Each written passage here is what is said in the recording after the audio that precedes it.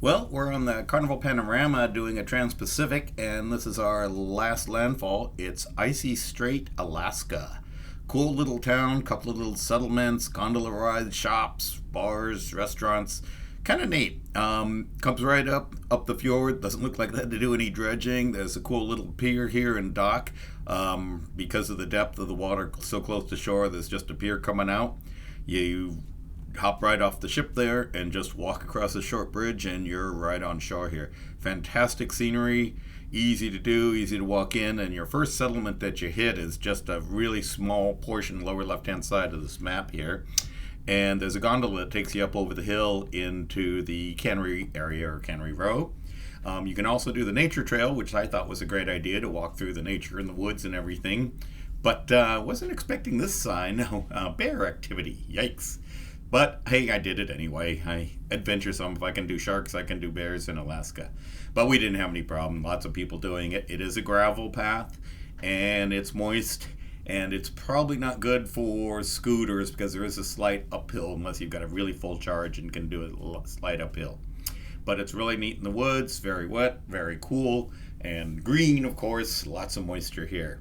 But you come down the other side of the hill and you come right out to the fjord, right along it.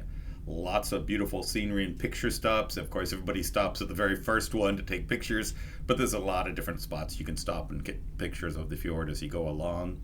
There's a cool little sculpture, quite big actually.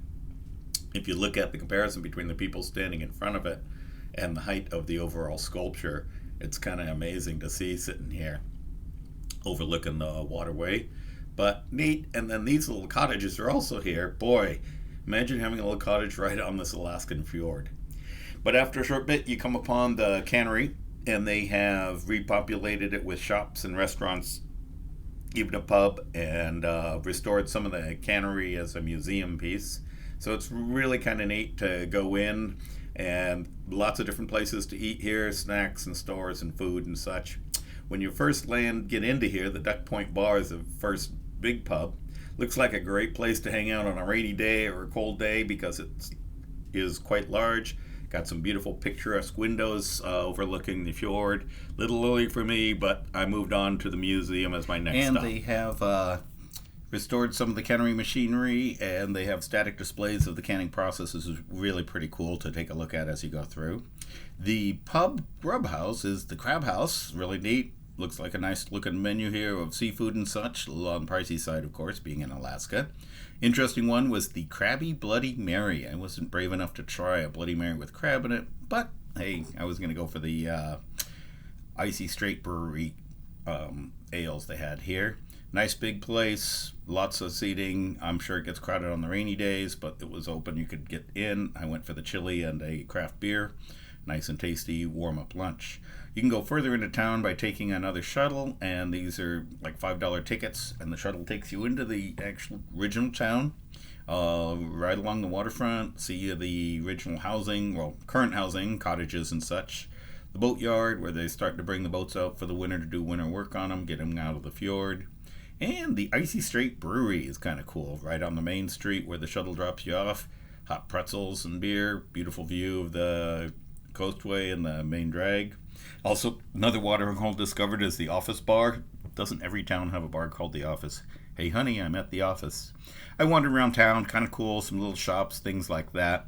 So took the shuttle back, got to the gondola, and because it was starting to rain a little bit, figured time to hop the gondola, go up and over the forest and get a nice forest view looking down and stay dry.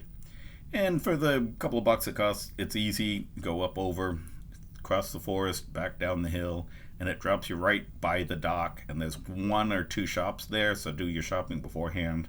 Otherwise, you're restricted to whatever's at the gondola stop here. And after that, easy to get right back aboard the ship. And it's right there as you come in.